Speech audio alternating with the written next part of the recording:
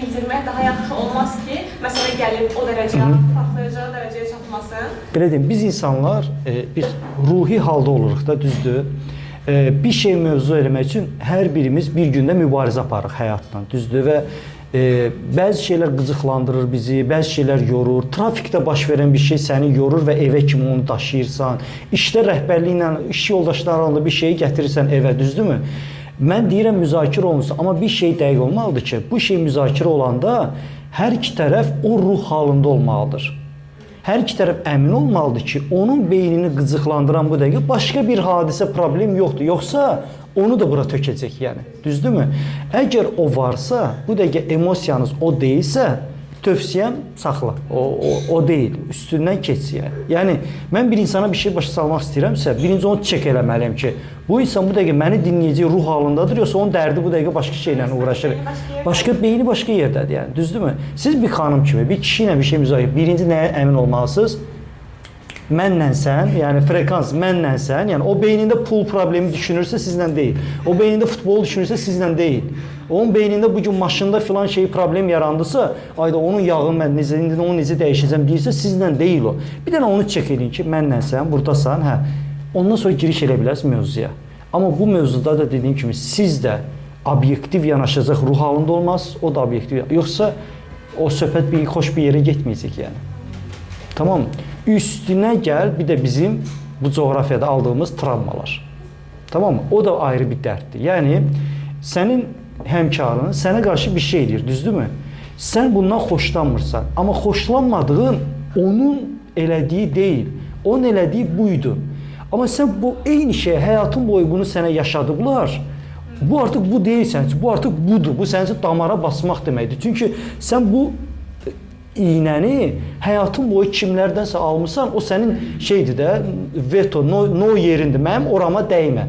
O insan orama dəyəndə o bilmir, deyir, mən neynədim ki? Amma sən bütün beynində uşaqlıqdan bu yana nələr yaşanmışlığını gəlir və bütün o uşaqlıqda sənə edilənlərin acığını həmin insan, bugün sənin yanında o insan var. Sanki təmsilçi odur bütün sənin həyatının, ona partlayırsan, düzdürmü?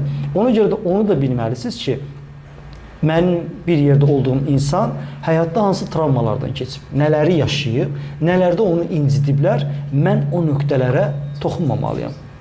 Bunu bir tanımalısınız bir-birinizi, yəni. Bir-birinizə açılmalısınız ki, xüsusilə kişilər çəkinirlər xanımlara öz zəif nöqtələrini, həyatdakı belə deyim də özgüvənsizliklər, harda onları sındırıblar, bunu deməyə çəkinirlər. Amma sən o sındığı nöqtələrə bir dənə toxunan kimi o sənin üstünə coşur, düzdürmü? Halbuki səbəb sən deyilsin, günah sənin günahın deyil. Onun yaşanmış olduqlarıdır, düzdürmü?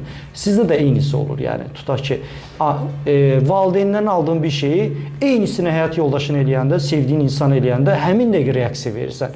Amma bir də düşünəndə başa düşürsən ki, sən onun üstünə acıqlanmadın, sən valideynin üstünə acıqlansın. Sadəcə qabağında olduğu onun üstünə deyirsən, yəni.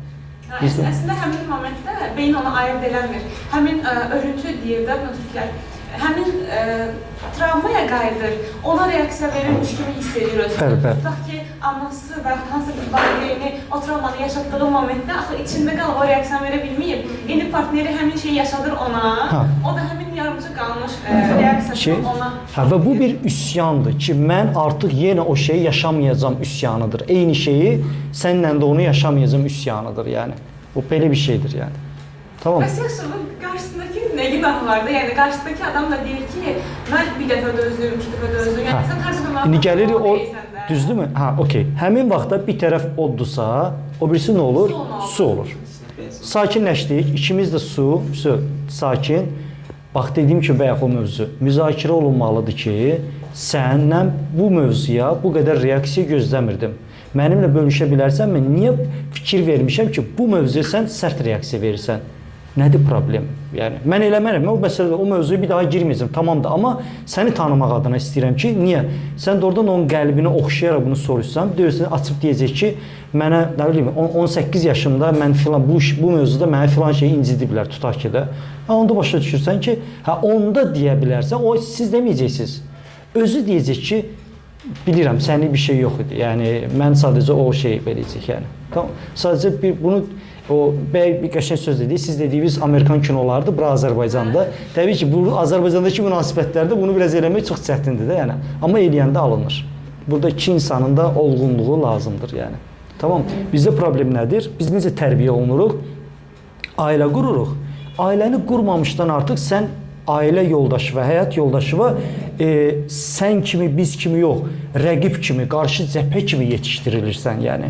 Bir qız artıq ərə gedən, ailə quranda evdə necə olur? Oğlana qarşı belə ol, oğlanı belə elə, belə şeydə yüz vermə, belə şeydə imkan vermə, belə şey falan elə, bir şeydən sonra belə elə. Səni oğlana qarşı yetişdirirlər, yəni düzdürmü? Və ya oğlanı necə şeylər, kişi belə olar, kişi belə olar, falan şey belə elə, yumruğunu stolun üstünə vurmağı bacarmalı. Bu olmaz və kişi də necə yanarıb, mən indi özümü göstərəcəm. Siz evliliyə girmirsiniz, ringə girirsiniz, yəni tamam mı? Yəni bu kim tərəfindən baş verir? Valideynlər ətraf tərəfdən və rəfiqələr tərəfindən, yəni düzdürmü? Üçüncü şəxslərin müdaxiləsi. Bəli. Və bu gün çox münasibətlər nişanlı vaxtı geri qaytarılır. Niyə? Oğlan görür ki, qabağımda qızdır, qəfildən gəldi anasıdır. Qəfildən gəldi özüdür, qəfildən gəldi anasıdır. Və o qalır ki, bu gün sən kimsən, anansan yoxsa özünsən yəni. Və bəzən bəy bundan bezir, ona görə o nişan qayıtmağa doğru gedir yəni. Çünki hələ nişanlı ikən artıq onların münasibətində bir dənə ana obrazı var, ortalıqda gəzir yəni. Məsəl üçün, tamam. Və ya sən bir şey deysən, oğlan sənə normal qarşılayır. Filan şey əlbəttə olar deyir. Sonrasında gəldi, olmaz. Nə oldu? Heç də əmisi ona kişilik dərsi keçib, indi gəlib sənin üstünə yəni. Ya da gedir evdə, mesela başqa bir situasiya olsa, açılır o söhbət, anası beynini doldurur, sonra sana düşün ki, bu nə oldu, normal qarşılayır, bunun fikirlərini dəyişdi. Odur məsələ yəni. Tamam, ona görə artıq ailə qurduğun an, düşüncə bizim necə olmalıdır, hər iki tərəflərdən. Biz varıq, qalan hamısı onlardır. Valideynlər belə. Bizik onlardır. Biz onlara qarşı. Biz rəfiqələrimizə, dostlarımıza, valideynlərimizə qarşı biz. O zaman o bizi qoruya biləcəksən. Yoxsa rəfiqəm belə dedi, falan şey deyəndə belə, içivə bir xal düşəndə gəlib onu açıb danışmaq lazımdır sadəcə. Tamam mı? Filan kəs mənim içimə bu düşüncəni saldı və bu düşüncə mənim beynimi bu dəqiqə qarışdırır.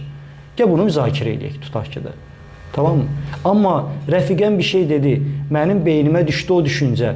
Mən də sənə demirəm, amma onun bu dəqiqə hıncını, o düşüncənin solution tapa bilmirəm, onun acığını səndən çıxıram və sən də bilmirsən söhbət nədir, bu artıq adil deyil yəni.